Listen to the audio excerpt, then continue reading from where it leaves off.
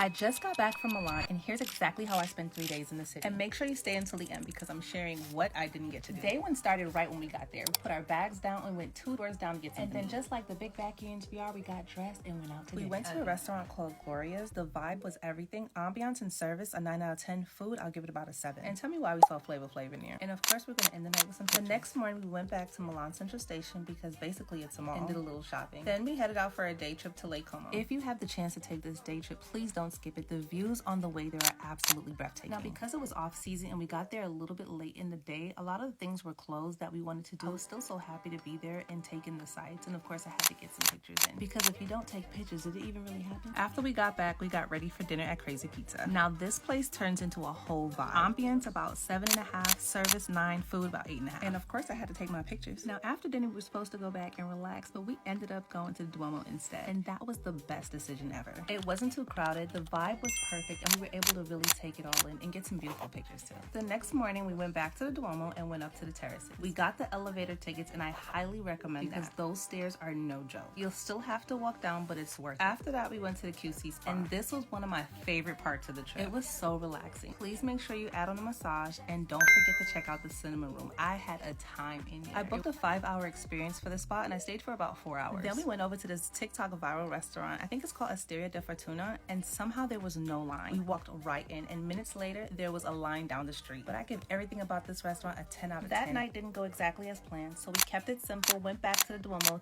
took some more pictures, and just enjoyed the moment. Here are a few things I didn't get to do, and I'll also have my full Milan itinerary linked because trust me, there's so much more to do. But one thing for sure, I'll definitely be back.